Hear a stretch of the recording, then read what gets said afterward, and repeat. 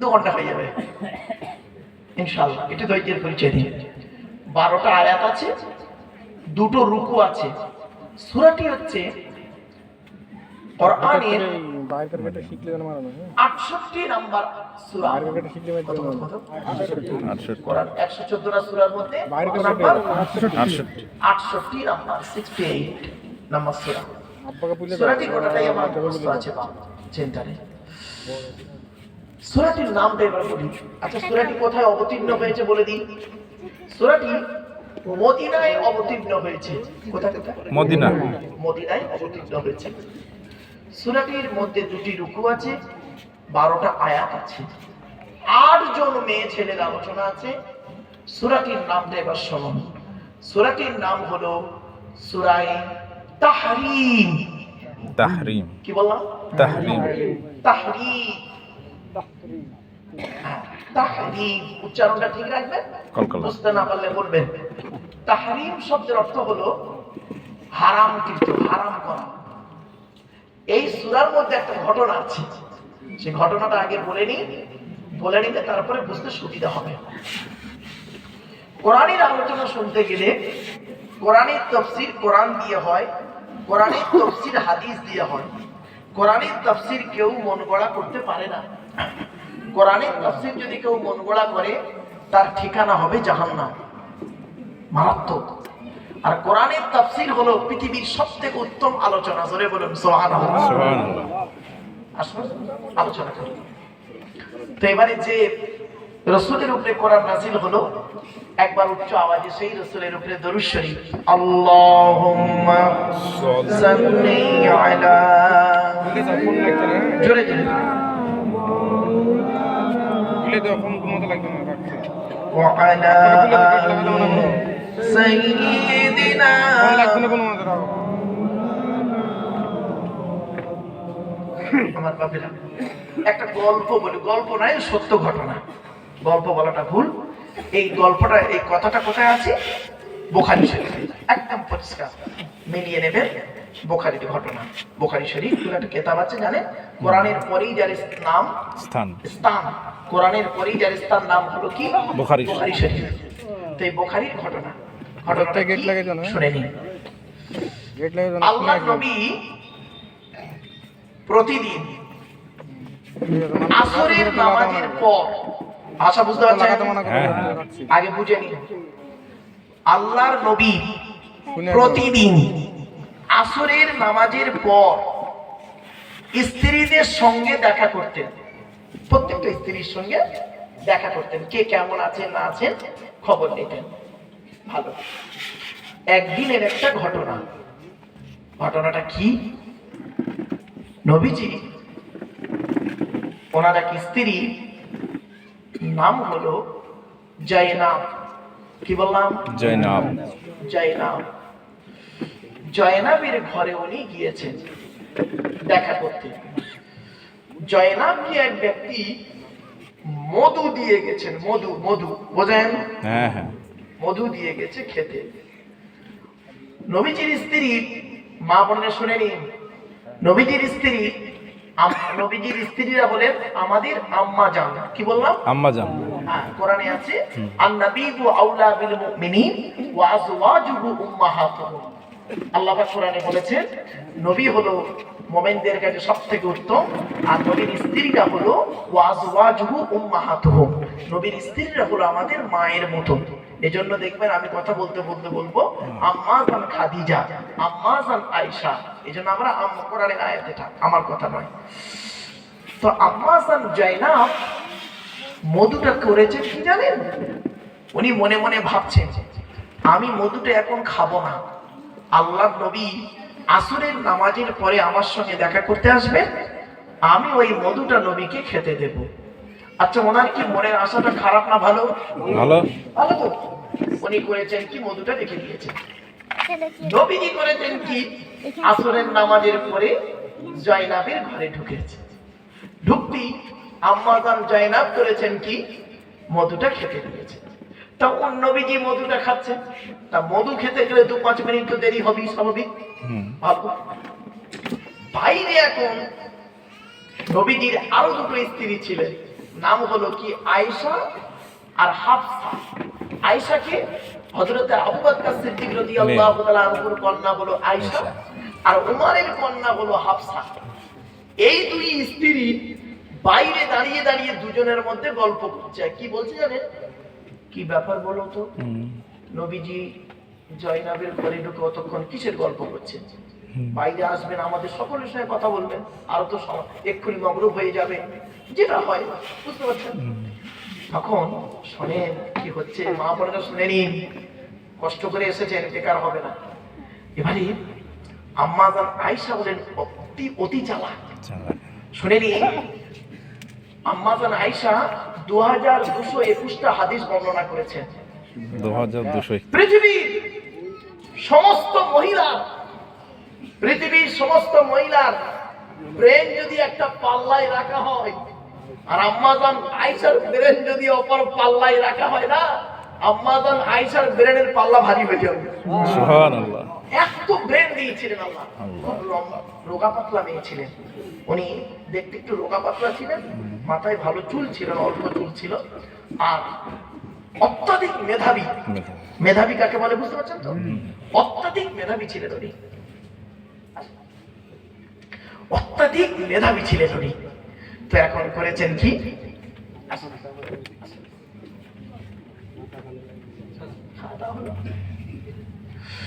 তো অত্যাধিক মেধাবী ছিলেন আম্মাজান আয়েশা। এখন করেছেন কি জানেন? আম্মাজান আয়েশা এখন আম্মাজান হাফসাকে বলছে, দাঁড়া, নবীজি জয়নাবের ঘর থেকে আসুন, এলে আমি এমন একটা কথা নবীজিকে বলবো, ঠিক নবীর পেট থেকে আসল কথা বের হয়ে আসবে। কি? হঠাৎ করে দেখে নবীজি আম্মাজান হাফসার ঘর থেকে, এই জয়নাবের ঘর থেকে বের হয়েছে। বের হতে দেখছে আম্মাজান আয়েশা, আম্মাজান হাফসা দুজনে দাঁড়িয়ে আছে। তো যেই দাঁড়িয়ে আছে, নবীজিকে ওনারা সালাম করলেন, সালাম দিলেন। নবীজি সালামের জবাব দিলেন। ভালো করে কথাটা শুনে নিন, তবে আলোচনা শুনতে ভালো লাগবে। এই গল্প আকারে শুনে নিন, তাহলে বুঝতে সুবিধা হবে। তখন এবার নবীজি যেই সালাম দিয়েছেন, উত্তর দেওয়ার পরে আম্মাজান আয়েশা বলছেন, ইয়া রাসূলুল্লাহ, আপনার মুখ থেকে মাগাফিরের গন্ধ বেরোচ্ছে। কি বললো? মাগাফির। মাগাফির, মাগাফির হলো আরবের একটা ফল, খুব দুর্গন্ধ ফল, কেউ খায় না, বুঝতে পারছেন? আম্মাজান আয়েশা মনে করেছেন এই কথাটা বললি নবীজি সাদামাটা মানুষ, তো আসল কথাটা বলে ফেলবে। তো যেই বলেছেন মাগাফিরের গন্ধ বেরোচ্ছে, নবীজি তো অত্যন্ত সাদামাটা মানুষ ছিলেন, অত্যন্ত ভদ্র সাদামাটা মানুষ। তখন নবীজি বলছেন, এই আমি মাগাফির খাইনি, মাগাফির খাইনি গো, ওই জয়নাবকে একজন মধু দিয়ে গেছে, ও বেচারা মধুটা না খেয়ে আমার জন্য রেখেছিল, তাই মধু খেয়েছি। তো তখন আম্মাজান আয়েশা দেখলেন, এই তাহলে আসল কথা বেরিয়ে গেছে, এবারে খারাপ ভেবে হবে। পট করে আম্মাজান আয়েশা কথাটা ঘুরিয়ে কি বলছে শোনো, ইয়া রাসূলুল্লাহ, আপনি ডাইরেক্ট মাগাফির ফল খেয়েছেন এটা আমি বলছি না, তবে মৌমাছিটা মাগাফিরে বসেছিল আর ওখান থেকে উড়ে গিয়ে চাকে বসেছে, ওই চাকের মধু আপনি খেয়ে ফেলেছেন।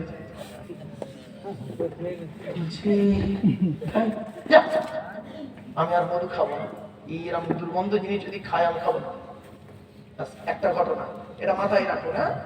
সাইডে আরেকটা ঘটনা বলি, এই দুটো ঘটনা একসঙ্গে আছে, শুনে নিন।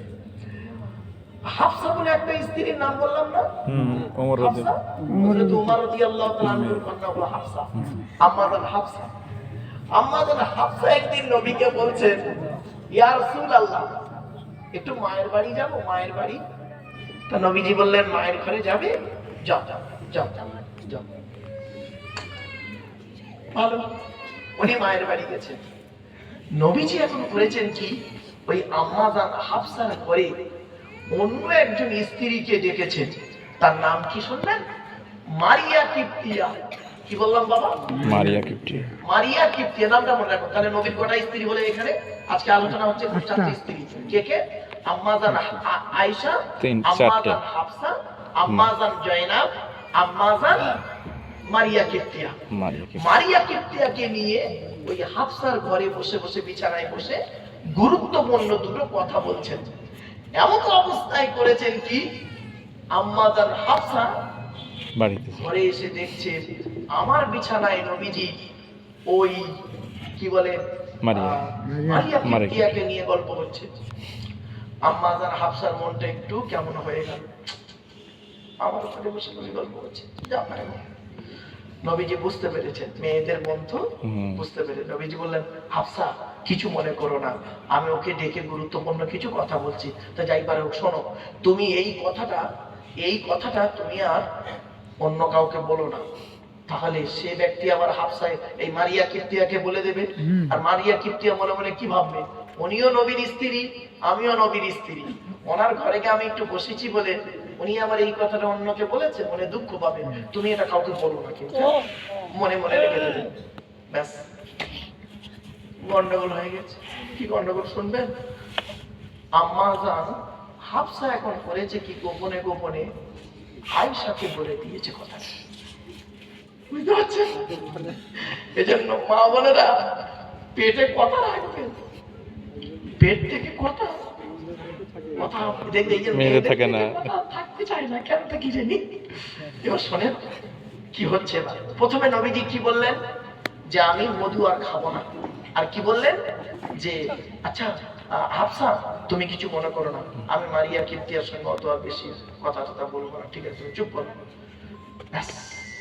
সঙ্গে সঙ্গে আচ্ছা মধু হালাল না হারাম? হালাল। হালাল। আমার রাসূল বলে ফেললেন কি, রাসূল বললেন আমি আর খাবো না, সঙ্গে সঙ্গে আল্লাহ আয়াত নাযিল করলো। এই ঘটনা দুটো মনে আছে তো? তাহলে এক নাম্বার কি ওই মাগাফিরের ঘটনা, মধুর ঘটনা, আর একটা হলো ওই হাফসার ঘরে মারিয়া কিপ্তিয়ার বসার ঘটনা। এই দুটো মনে আছে তো? গল্প আকারে বলে দিলাম। চলো, যেই নবীজি বলেছেন আমি আর মধু খাবো না, সঙ্গে সঙ্গে আল্লাহ পাক জিবরাইলকে পাঠালেন। জিবরাইল এলেন, এই সূরাটা তখন নাযিল হলো। ইয়া আইয়ুহান নাবিয়্যু লিমা তুহাররিমু মা আহাল্লাল্লাহু লাকা তাবতাগী মারদাতা আজওয়াজি ওয়াল্লাহু গফুরুর রহিম।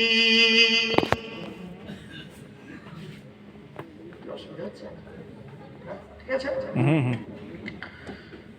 কোরআনটা একটু খুলি সুবিধা হবে। এই দেখো এক চান্সে খুলে ফেললাম, আলহামদুলিল্লাহ। ইয়া আইয়ুহান নাবিয়্যু লিমা তুহাররিমু মা আহাল্লাল্লাহু লাকা তাবতাগী মারদাতা আজওয়াজি ওয়াল্লাহু গফুরুর রহিম। হে নবী, ইয়া আইয়ুহান নবী, হে নবী, লিমা তুহাররিমু, আপনি কেন হারাম করলেন, কেন হারাম করলেন, মা আহাল্লাল্লাহু লাকা, যেটা আল্লাহ আপনার জন্য হালাল করেছে, আপনি কেন হারাম করলেন? ও তাবতাগী মারদাতা আজওয়াজি, আপনি আপনার স্ত্রীদের খুশি করতে বুঝি হালাল বস্তুকে হারাম করে ফেললেন। যা হয়েছে হয়েছে। আল্লাহু গফুরুর রহিম, আমি আল্লাহ হলাম ক্ষমাকারী, দয়ালু, দয়াবান। জোরে বলুন সুবহানাল্লাহ। কি হালাল করে, কি হালালকে হারাম করেছিল মনে আছে? মধু। এখন নবী তো কসম করে ফেলেছেন যে আল্লাহর কসম আমি আর মধু খাবো না। এবার আল্লাহরই দেখি সুন্দর। এবার আসুন কসম সম্পর্কে বলি। আচ্ছা বাবা, আপনারা অনেক সময় কসম খান না? হ্যাঁ, এই দেখেন কসমের কটা ভাগ। কসমের তিনটে ভাগ। কটা ভাগ বাবা? তিনটে। তিনটে কি কি? ভালো করে শুনে নিন। ইয়ামিনে লাগবুন, ইয়ামিনে গমুস, ইয়ামিনে মুনআকিদ। তিন ধরনের কসম। কি কি শুনে নিন ভালো করে। এটা মশলার আলোচনা, কোরআন হাদিসের আলোচনা। শুনুন, আপনাদের জীবনে লাভ হবে, আমাদের জীবনে লাভ হবে বাবা। এক নাম্বার হলো ইয়ামিনে লাগবুন। ইয়ামিন মানে কসম, আর লাগবুন মানে বেকার, বেকার কসম। আমরা অনেক সময় বেকার কসম খাই। কিরকম দেখবেন, উদাহরণটা দিচ্ছি। ধরুন আমি এখানে বসে রয়েছি, বসে বসে আমি বললাম এক্ষুনি আপনাদেরকে, আল্লাহর কসম করে বলছি আপনাদের পঞ্চায়েতের প্রধান সাহেব আসছেন। আচ্ছা আমি কসম খেলাম তো, ভাই কথা বলুন একটু। হ্যাঁ খেলাম তো, কিন্তু দেখা গেল আপনাদের গ্রামের পঞ্চায়েতের প্রধান আসছেন না, আপনাদের মসজিদের ইমাম সাহেব আসছেন। তাহলে আমার কসম খাওয়াটা বেকার হলো না? এইরকম কসম যদি কেউ খায়, ইমাম আবু হানিফার মতে কোনো গুনাহ হবে না, কোনো কাফারা বা জরিমানা দিতে হবে না। এই কসমটা বলে ইয়ামিনে লাগবে। দ্বিতীয় একটা কসম আছে, দ্বিতীয় কসমটা কি? ইয়ামিনে গমুস। ভালো করে শুনে নিন, মা বোনেরা শুনে নিন। ইয়ামিনে গমুস, অতীতকালে সত্য ঘটনার উপরে মিথ্যা কসম খাওয়া। অতীতকালে সত্য ঘটনার উপরে মিথ্যা কসম খাওয়া। একটা উদাহরণ দিচ্ছি। ধরুন আমি একটা বস্তু চুরি করেছি, আপনারা আমাকে বললেন আব্দুল্লাহ গিল মারুফ তুমি এই বস্তুটা চুরি করেছো। আমি বাঁচার জন্য বললাম আল্লাহর কসম করে বলছে আমি চুরি করিনি, কিন্তু আমি অরিজিনালি চুরি করেছি। এই কসমকে বলে ইয়ামিনে গমুস। এই কসমের জরিমানা কি? ইমাম আবু হানিফার মতে গোনা হবে, জরিমানা বা কাফারা দিতে হবে না। কিন্তু ইমাম শাফির মতে গোনাও হবে, কাফারাও দিতে হবে, জরিমানা দিতে হবে। কসমের জরিমানা কি বলছি শুনুন, দাঁড়ান, সবে শুরু হয়েছে তো। 3 নম্বর কসমটা কি?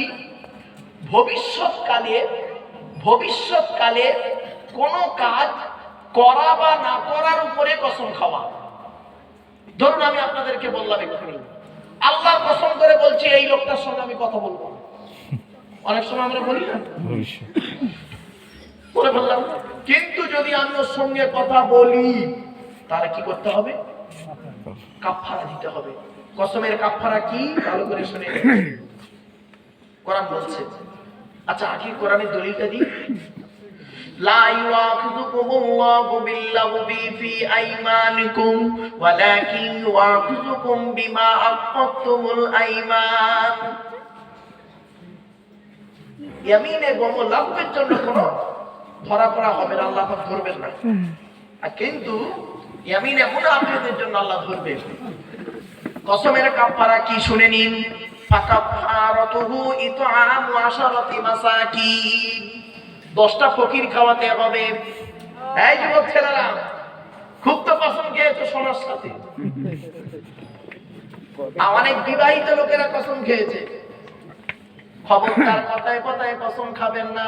আর কসম যদি খান, খেয়ে ফেললে যদি কসমটা ভেঙে ফেলেন কাফারা দিতে হবে। কসমের কাফারা কি মা বোনেরা শুনে নিন। 10টা ফকির খাওয়াতে হবে। ফাকাফারাতুহু ইতআমু 10 মাসাকিন। 10টা ফকির খাওয়াতে হবে। আর কি করতে হবে? সঙ্গে সঙ্গে আরো 10 কি করতে? 10টা ফকির খাওয়াতে হবে, অথবা 10টা ফকিরকে কাপড় দান করতে হবে, অথবা একটা গোলাম আজাদ করতে হবে, অথবা 3টে রোজা রাখতে হবে, তবে কসমের কাফারা মিটবে। আর আপনারা তো অনেক কসম খেয়েছেন, বাবা বাপের কসম, মায়ের কসম, পীরের কসম, বাবা কোনো কসম চলবে না। কসম যদি করেন আল্লাহ রাসূল বলেছেন মান হালাফা বিগাইরিল্লাহি ফাকাদ আশরাকা। যে ব্যক্তি আল্লাহ ছাড়া অন্যের নামে কসম করবে সে মুশরিক হয়ে যাবে। মান হালাফা বিগাইরিল্লাহি ফাকাদ আশরাকা। যে ব্যক্তি আল্লাহ ছাড়া অন্যের নামে কসম করবে মুশরিক হয়ে যাবে। কসম পাতির এক বানা শিখলা আল্লাহ সেটা বলছো না তুমি, তাবির রাখেন সেটা বলেন। আর কসম করে যদি ভেঙে ফেলেন কাফারা দিতে হবে। কাফারাটা কি? 10টা ফকির খাওয়াতে হবে, অথবা 10টা ফকিরকে কাপড় দান করতে হবে, অথবা একটা গোলাম আজাদ করতে হবে, অথবা 3টে রোজা রাখতে হবে। খুব তো কসম খেয়েছেন অনেক। স্বামী স্ত্রী ঝগড়া করতে করতে অনেক কসম খেয়েছেন, মনে আছে? কি করেছে?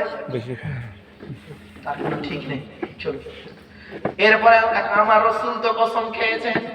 আমার আল্লাহ কি সুন্দর বলছে দেখুন, কদ ফারাদাল্লাহু লাকুম তাহিল্লাতা আইমানিকুম ওয়াল্লাহু মাওলাকুম ওয়া হুয়াল আলিমুল হাকীম।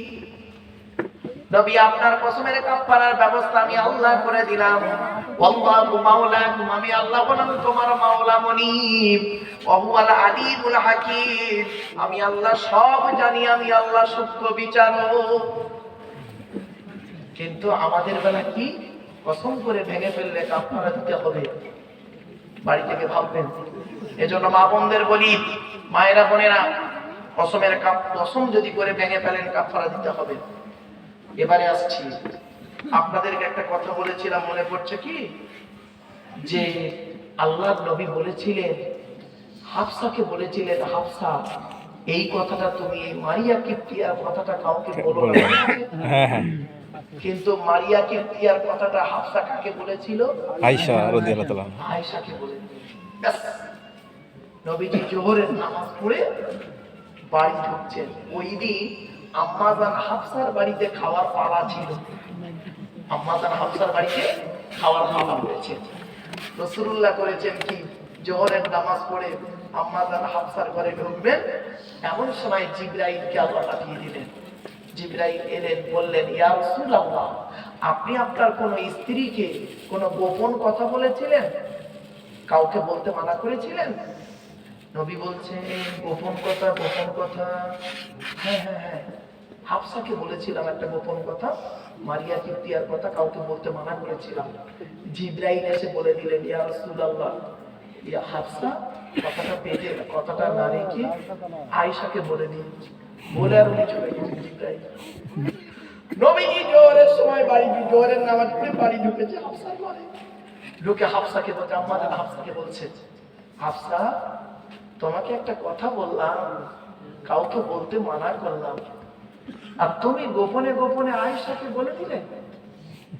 আম্মাজান হাফসার একটা ধারণা ছিল, আয়েশার সঙ্গে হাফসার বান্ধব ছিল, মানে খুব বন্ধুত্ব, বুঝতে পারছেন, খুব ভালো সম্পর্ক, একে অপরের কথা আদান প্রদান করত।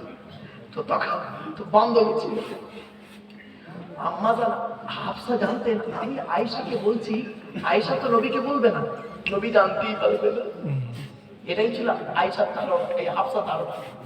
যেই জিবরাইল বলে চলে গেছে, এবারে করেছেন কি, নবীজি যেই বলছেন, হাফসা তোমাকে একটা কথা বললাম বিশ্বাস করে, আর তুমি কথাটা পেটে না রেখে আয়েশাকে বলে দিলে। তখন আম্মাজান হাফসা কি বলছে শোনো। এমনি তো হযরত ওমর রাদিয়াল্লাহু তাআলা আনহু লম্বা চওড়া লোক ছিলেন। হযরত ওমর ছিলেন লম্বা চওড়া, তার মেয়ে কেমন হবে? বেটে হবে, লম্বা চওড়া হবে, সব গুণে বেটি, লম্বা চওড়া। আর আবু বকর সিদ্দিক রাদিয়াল্লাহু তাআলা আনহু ছিলেন গোলগাল চেহারার মানুষ, গোলগাল চেহারার মানুষ, খুব লম্বাও নয় খুব বেটাও নয়, গোলগাল মিডিয়াম সাইজের মানুষ। তো ওনার কন্যা আম্মাজান আয়েশা বলেন একটু মিডিয়াম সাইজের মানুষ ছিলেন। আর হযরত ওমর রাদিয়াল্লাহু তাআলা ছিলেন একটু লম্বা চওড়া মানুষ, লম্বা চওড়া, মেয়েটাও একটু লম্বা চওড়া, গলার আওয়াজটা খুব জোরে ছিল আম্মাজান হাফসার শুনে। যেই নবীজি বলেছেন দুপুরবেলা, তোমাকে আমি বললাম কথা, তুমি আয়েশাকে বলে দিলে। তখন আম্মাজান হাফসা বলছে, আমি আয়েশাকে কথাটা বলেছি, আপনাকে কে বললো বলুন তো? নবীজি বললেন, হাফসা আস্তে আস্তে, আমাকে কে বললো? আমাকে কে বললো? আমাকে আল্লাহ রব্বুল আলামিন জিবরাইলের মাধ্যমে বলে দিয়েছে। সুবহানাল্লাহ। وَإِذْ أَسَرَّ النَّبِيُّ إِلَى بَعْضِ أَزْوَاجِهِ حَدِيثًا فَلَمَّا نَبَّأَتْ بِهِ وَأَظْهَرَهُ اللَّهُ عَلَيْهِ عَرَّفَ بَعْضَهُ وَأَعْرَضَ عَنْ بَعْضٍ فَلَمَّا نَبَّأَهَا بِهِ قالت من أنبأك هذا قال نبأني العليم الخبير।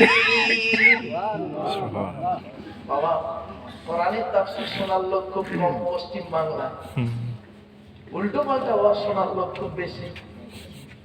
শোনেন, ওয়াইদ আসররান নাবিয়্যু, নবী একটা গোপন কথা, ইলা বাউদি আজওয়াজিহি হাদিসান, নবী একটা গোপন কথা স্ত্রীদের কাছে বলেছিলেন। আলাম্মা নাব্বাআত বিহি, সেই কথাটা জানিয়ে দিলেন ওই স্ত্রী অন্যকে। ওয়া আযহারাহুল্লাহু আলাইহিম, আল্লাহ রাব্বুল আলামিন জিবরাইলের মাধ্যমে রাসূলকে জানিয়ে দিলেন। আররাফা বা'দাহু ওয়া আরাদা আন বা'দ ফালাম্মা নাব্বাহা বিহি। নবী যখন হাফসাকে কথাটা বললেন, এই প্রসঙ্গে যখন বললেন, তখন হাফসা কি বলছে শুনুন। ক্বালাত মান আনবাকা হাযা। হাফসা বলছেন ক্বালাতের ফাইল হলো হাফসা, মান আনবাকা হাযা, আমি এই কথাটা আয়েশাকে বলেছি, আপনাকে কে বললো বলুন? তখন নবী বললেন ক্বালা নাব্বাআনি আল আলিমুল খবীর। ও হাফসা, তুমি মনে করো না আমার বিরুদ্ধে যা বলবে কেউ জানতে পারবে না, আমার আল্লাহ জিবরাইলের মাধ্যমে আমাকে জানিয়ে দিয়েছে। সুবহানাল্লাহ। আচ্ছা, এই ওয়াজটা কেন করছি আজকে ভূমিকলে আমি? কারণটা কি? এখান থেকে কি শিক্ষা নেবেন?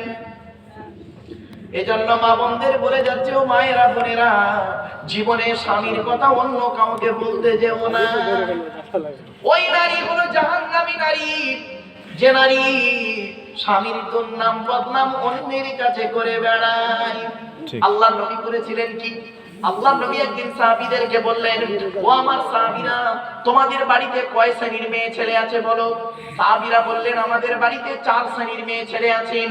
মা, বোন, মেয়ে, বউ। মা, বোন, মেয়ে, বউ। নবীজি বললেন, কি করে বুঝবে এরা জান্নাতি না জাহান্নামী? সাহাবীরা পুরো চুপ। নবীজি বললেন, শোনো, যে মেয়েদের মধ্যে কমসে কম 6টা অভ্যাস থাকবে। যে মা বোনেরা শুনে নিন, মায়েরা বোনেরা, যে মেয়েদের মধ্যে 6টা অভ্যাস থাকবে কমসে কম, ওই মেয়ে ছেলে যত নামাজ পড়ুক রোজা রাখুক জাহান্নামে যাবে। 1 নাম্বার, ওই নারী হলো জাহান্নামী নারী যে নারী স্বামীর সঙ্গে যখন কথা বলে মেজাজ দিয়ে কথা বলে। অনেক মা বোন আছে দেখবেন পাড়ার লোকের সঙ্গে কথা বলে মিষ্টি ভাষায়, অনেক মা বোন আছে দেখবেন পাড়ার লোকের সঙ্গে কথা বলে মিষ্টি ভাষায়, আর স্বামীর সঙ্গে কথা বলে দেখবেন মেজাজ দিয়ে। দেখতে পারোনি, খেতে পারোনি, ঠিক যত মেজাজ স্বামী। জানি না কেন, জানি না।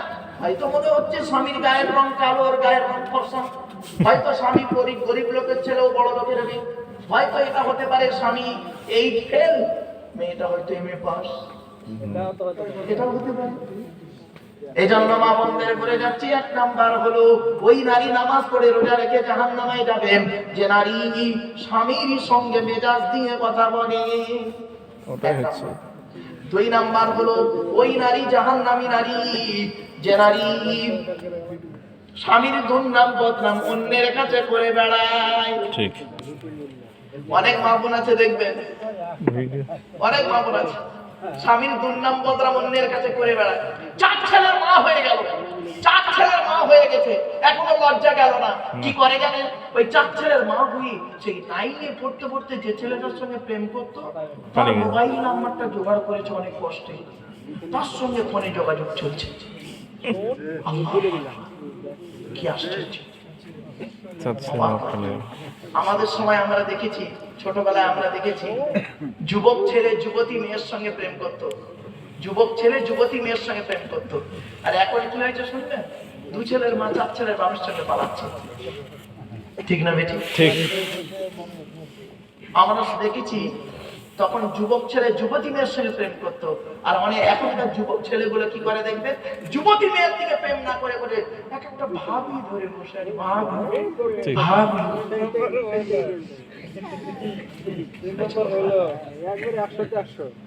খবরদার নয়, বাপ আসছে কোরআনের আয়াত আসছে, হাদিস আসছে, বাপ আমারে ভুল বুঝবেন না। আর যেহেতু কোরআনের আলোচনা শুরু করেছি তো একটু শুনে নিন। এবার আসছি, আজকে তো আমি কোরআন বিজ্ঞানের আলোচনা করবো না, পুরো একদম করে নিয়েছি, যেহেতু নারীদের আলোচনা সম্পর্কে আপনাদের মনে একটু শোনার ইচ্ছা, তাই নারীদের সম্পর্কে একটা সূরা আমি নির্বাচন করলাম। চলুন এবার আসছি, 3 নাম্বার হলো ওই মেয়ে ছেলে জাহান্নামী নারী নামাজ পড়ে রোজা রেখে জাহান্নামে যাবে যে মেয়ে ছেলে স্বামী থাকতে অন্য পুরুষের সঙ্গে পরকীয়ায় লিপ্ত হয়। অনেক মেয়ে ছেলে আছে দেখবেন স্বামী করেছে কি, বিয়ে করে বাড়িতে রেখে গেছে, বিশ্বাস করে কোথায় গেছে, চড়ি দর্জি ফুল মেশিন আর মিস্ত্রির কাজে গেছে, দিল্লি বোম্বাই মিরাট সুরাট গুজরাট হায়দ্রাবাদ আহমেদাবাদে গেছে, বউকে বাড়ি রেখে।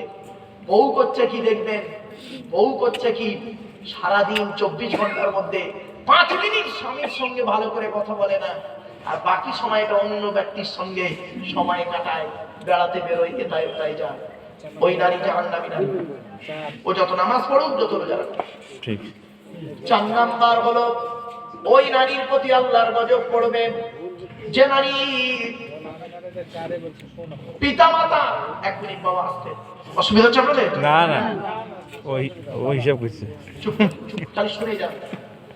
4 নাম্বার হলো ওই নারীর প্রতি জাহান্নাম। মা বোনেরা শুনে নিন, যে নারী বিনা কারণে স্বামীর বিছানা ছেড়ে দিয়ে অন্য বিছানায় রাত কাটায়, ঠিক। এই ধরনের মেয়েদের বয়স হলো 45, 50, 60, 65। 50 বছরের বুড়ি 60 বছরের বুড়োর পাশে আর ঘুমায় না। বুড়ো মরছে কি খাচ্ছে কি দেখছে, হার্টের রোগী, সুগারের রোগী, প্রেশারের রোগী, স্ট্রোক রোগী, এ খবর বুড়ি রাখে না। বুড়ি কি করে দেখবেন, ছোট ছেলের ঘরে ঘুমায়, খাটের উপরে ঘুমায়, তাহাজ্জুদের নামাজ পড়ে, তাসবিহ তেলাওয়াত করে। ও তাহাজ্জুদের নামাজই আল্লাহ কবুল করবে না স্বামী যদি নারাজ থাকে।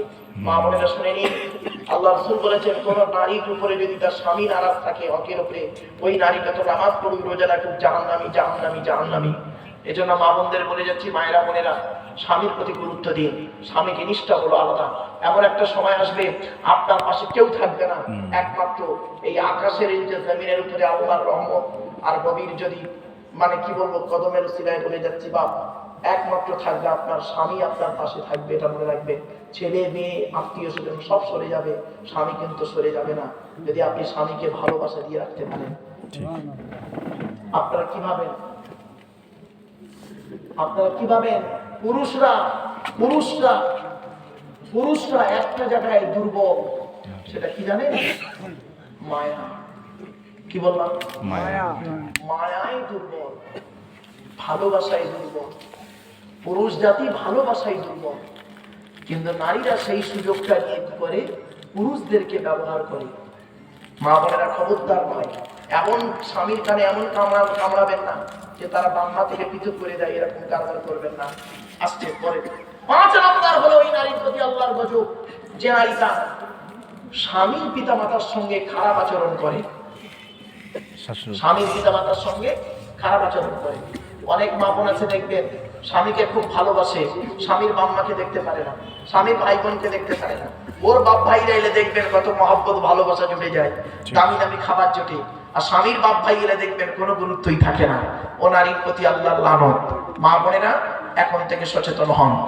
6 নাম্বার হলো ওই নারীর প্রতি আল্লাহর গজব পড়বে যে নারী তার স্বামীকে বলে, তোমার সঙ্গে বিয়ে হয়ে আমার জীবনটা নষ্ট হয়ে গেছে, তোমার সঙ্গে বিয়ে হয়ে আমার জীবন নষ্ট হয়ে গেছে, আমার মতো মেয়ে বলে তুমি বেঁচে গেলে, অন্য কেউ হলে বুঝতে পারতে।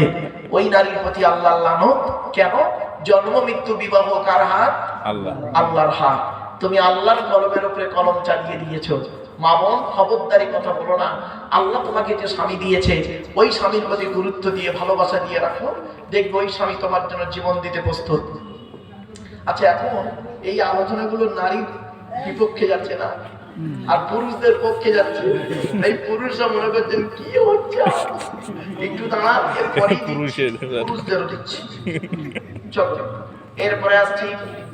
এই ঘটনা ঘটে যাওয়ার পর 29 দিন, কতদিন? 29 দিন নবীজি স্ত্রীদের সঙ্গে ভালো কথা বলতেন না, মনের দুঃখে। কি দুঃখ?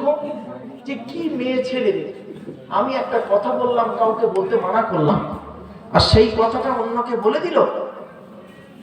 এমনি সালাম কালাম করতো, কিন্তু মনের দিক থেকে নবীজি করতেন কি, স্ত্রীদের থেকে একটু সরে থাকতেন মনের দিক থেকে। বেশ কয়েকদিন কেটে গেল, তারপর আল্লাহ পাক জিবরাইলকে পাঠালেন, এই আয়াতটা নাযিল হলো। কি আয়াত নাযিল হচ্ছে শোনো। হে নবী, আপনি আপনার দুটো স্ত্রীকে বলে দিন।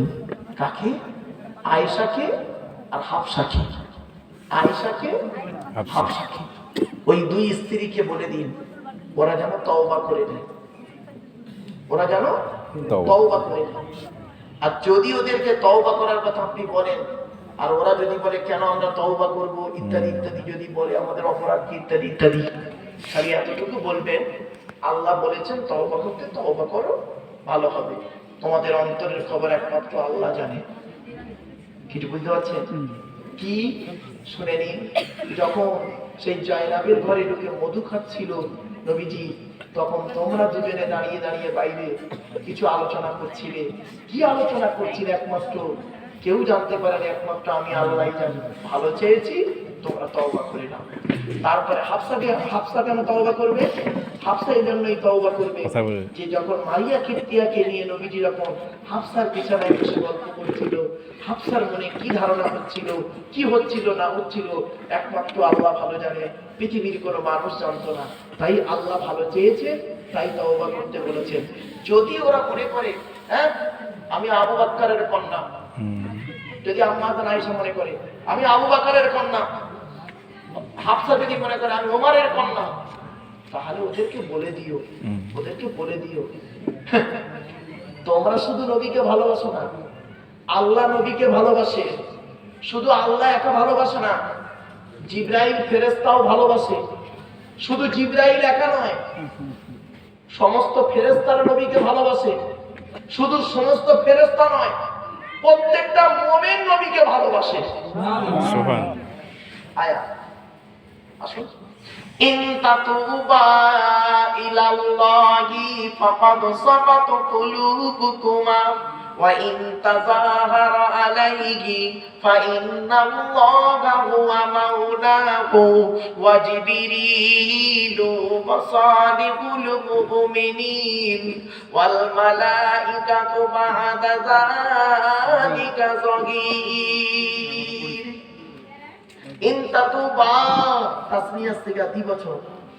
যদি তোমরা দুজনে তওবা করো আল্লাহর কাছে, ফাকাদ সাকাত কুলুবুকুমা, কেন তওবা করবেন? তোমাদের অন্তরগুলো কি হয়েছে না হয়েছে আল্লাহ ভালো জানেন। ওয়া ইন তাযাহারা আলাইহি, যদি তওবা না করে যদি নবীর বিরুদ্ধে কোনো সমালোচনামূলক কথাবার্তা করতে চেয়েছো, ওয়া ইন তাযাহারা আলাইহি ফাইন্নাল্লাহা হুয়া মাওলাহু, নিশ্চয়ই আল্লাহ বলেন নবীর সাহায্যকারী। ওয়া জিবরিলু, জিবরাইল ফেরেশতা নবীর সাহায্যকারী। শুধু জিবরাইল ফেরেশতা নয়, ওয়া সালিহুল মুমিনিন, আল্লাহর সমস্ত মুমিন বান্দারা হলো, নেক মুমিন বান্দারা হলো নবীর সাহায্যকারী। শুধু এরা নয়, ওয়াল মালাইকাতু বা'দা যালিকা যাহির, আল্লাহর সমস্ত ফেরেশতা হলো নবীর সাহায্যকারী। সুবহানাল্লাহ। নবীর মর্যাদা কোথায় বুঝতে পেরেছেন? এই সেই মুহাম্মদ সাল্লাল্লাহু আলাইহি সাল্লাম। এই নবীর স্ত্রীদের ঘটনা আরেকটা 21 পারার শেষে মা বোনেরা শুনে নিন, স্বামীকে কোনোদিন তার সাধ্যের বাইরে কোনোদিন কিছু করবেন না। আল্লাহ নবী একদিন বসে ঘরে ঢুকেছেন, আল্লাহ নবী ঘরে ঢুকেছেন, দেখছেন নবীর স্ত্রীরা সব এক জায়গায় বসেছে, বসে আন্দোলন করছে। আন্দোলন, আন্দোলন বোঝো কিরকম আন্দোলন? এই খরচা আমাদের আর হচ্ছে না, আমাদের টাকা পয়সা বাড়াতে হবে, আমাদের খরচা বেশি লাগবে।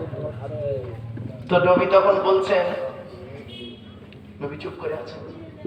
এক একজন স্ত্রী এক একজন এই পয়সা হয়, আমাদের একটু বেশি পয়সা দিলে ভালো হয়, আমাদের সাজুগুজুর ব্যাপার আছে বা ইত্যাদি ইত্যাদি, আমাদের একটু ব্যাপার আছে, এই অল্প পয়সা আমাদের হচ্ছে না, আমাদের ভাতা বাড়াতে হবে।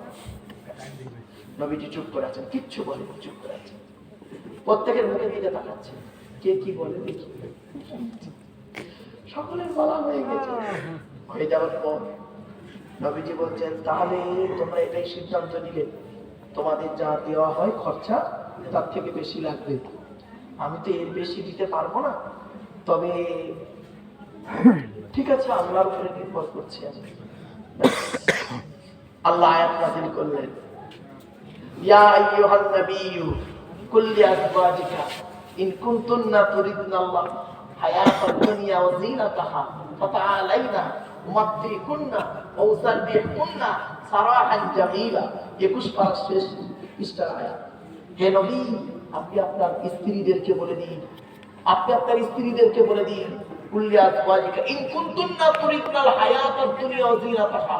যদি তারা পৃথিবীর জিন্দেগিটাকে ভালোবাসে, সোনা দানা টাকা পয়সা যদি চায়, তাহলে আপনি ওদের বলে দিন, তোমরা এসো, উমাদ্দিকুন্না ওয়া উসাররিহুন্না সারাহান জামিলা। আমি তোমাদের সব দিয়ে দিচ্ছি, তোমরা সসম্মানে বিদায় হয়ে যাও আমার থেকে। এই আয়াত নাযিল হলো, হওয়ার পরে সমস্ত স্ত্রীকে শুনিয়ে দিলেন নবীজি। শোনার পরে প্রত্যেক স্ত্রীকে নবীজি কি বলতে শোনো, যারা বিবাহিত সব বিধবা তো সকলে, একজন শুধু অবিবাহিত মানে কুমারী ছিলেন, সেটা হলো আম্মা আয়েশা। সকলকে বলছেন, শোনো, আমি আল্লাহ আয়াত নাযিল করেছেন, আমি তোমাদের বলে দিলাম, তোমরা নিজেরা সিদ্ধান্ত নাও, আমার সংসার করবে কি আমার থেকে চলে যাবে, তোমরাই সিদ্ধান্ত নাও। আর আম্মা আয়েশার দিকে লক্ষ্য করে বললেন, তুমি এক কাজ করো, তুমি তোমার বাপের সঙ্গে পরামর্শ করে, মানে আবু বকরের সঙ্গে পরামর্শ করে আমাকে সিদ্ধান্ত দিয়ে দেবে, যাও। সব স্ত্রীরা চুপ একদম। কিছুক্ষণ পরে একজন স্ত্রী বললেন, ইয়া রাসূলুল্লাহ, আমরা ওটা চাইনি, তুমি কি চাও আয়েশা? বলছে, আমি আমার আব্বাকে যদি বলি এই কথা, আমার আব্বা তো আমাকে আস্ত রাখবে না। বাস্তব আবু বকর সম্পর্কে আল্লাহর রাসূল কি বলেছে জানেন? শুনলে চমকে যাবেন।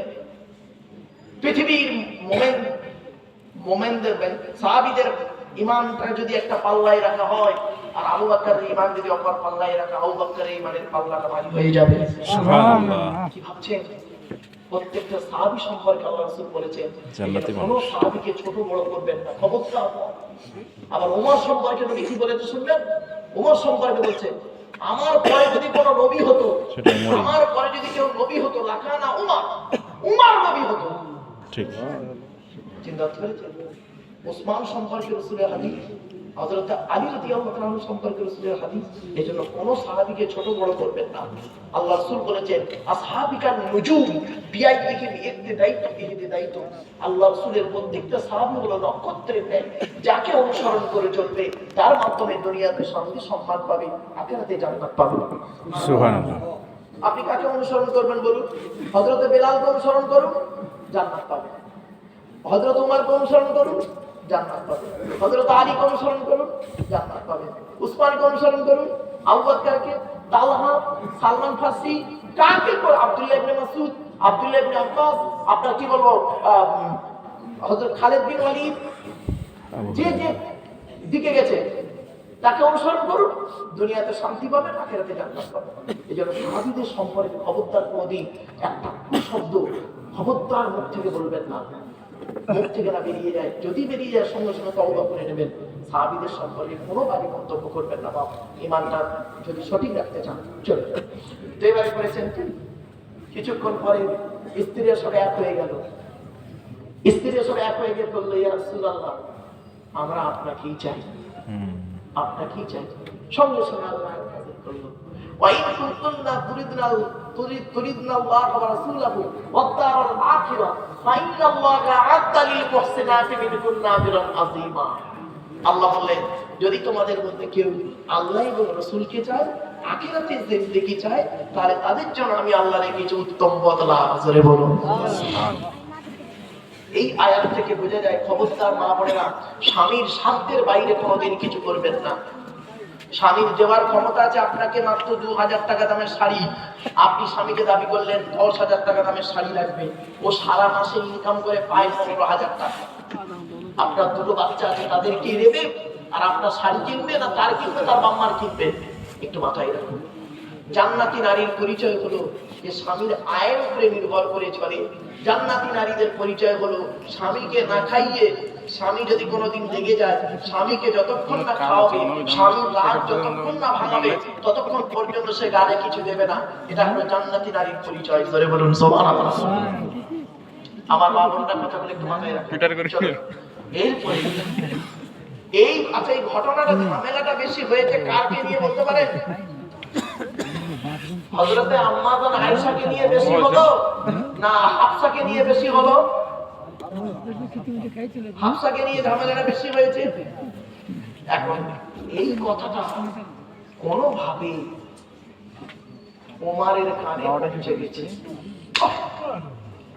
হযরত ওমর রাদিয়াল্লাহু আনহুর কানে পৌঁছে গেছে যে আমার মেয়ে নবীজির সঙ্গে এমন কিছু কথাবার্তা হয়েছে যাতে নবী মনে একটু দুঃখ পেয়েছেন, আর আল্লাহ কোরআনের আয়াত নাযিল করেছে। কি শ্বশুর দেখুন, এখানে অনেক শ্বশুর আছে দেখবেন, এখানে অনেক শ্বশুর বসে আছে, আর হযরত উমরও একজন শ্বশুর। আপনাদের মতো শ্বশুর কিন্তু উমর ছিলেন, দেখুন কেমন শ্বশুর। হযরত উমরের কানে পৌঁছে গেছে আমার মেয়ে হাফসা এমন কিছু কাজ করেছে, আমার রাসূলুল্লাহর সঙ্গে, জামাইয়ের সঙ্গে, রাসূলুল্লাহর সঙ্গে এমন কিছু কাজ করেছেন যে কারণে আল্লাহ পাক কোরআনের আয়াত নাযিল করেছে। ব্যাস মেজাজ আগুন।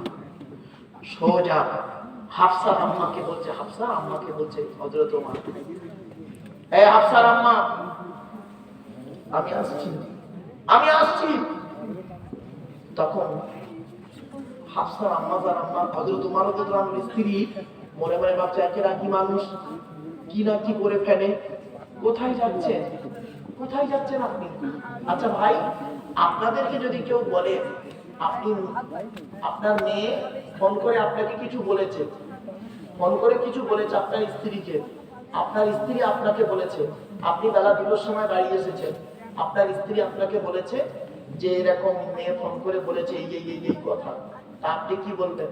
আপনি তখন তাড়াতাড়ি করে মোটরসাইকেল নিয়ে সোজা চলে গেলেন মেয়ের বাড়িতে। তো হযরত ওমর রাদিয়াল্লাহু তাআলা আনহুর কানে যখন পৌঁছে গেল যে আমার মেয়ে হাফসা রাসূলুল্লাহর সঙ্গে এমন কিছু কথোপকথন হয়েছে যার কারণে আল্লাহ কোরআনে আয়াত নাযিল করেছে, নবী একটু মনে দুঃখ পেয়েছে, সঙ্গে সঙ্গে হযরত ওমর বললেন কি মেয়ের বাড়ি চলে গেলেন, হাফসার বাড়িতে। আসার সময় হযরত ওমরের স্ত্রী জিজ্ঞাসা করছেন আপনি কোথায় যাচ্ছেন? আচ্ছা ওইখানে ওমর কি বলতে পারলে ভালো হয় বলুন? জামাই বাড়ি যাচ্ছি বা মেয়ের বাড়ি যাচ্ছি বলে তাহলে কি? আপনাদের বললে আপনারা কি বলবেন? মেয়ের বাড়ি যাচ্ছি। কিন্তু হযরত ওমর রাদিয়াল্লাহু তাআলা আনহু মেয়ের কথা বললেন না, ফট করে হযরতে ওমর রাদিয়াল্লাহু তাআলা ওনার স্ত্রীকে বলছে আমি আমার নবীর বাড়ি যাচ্ছি।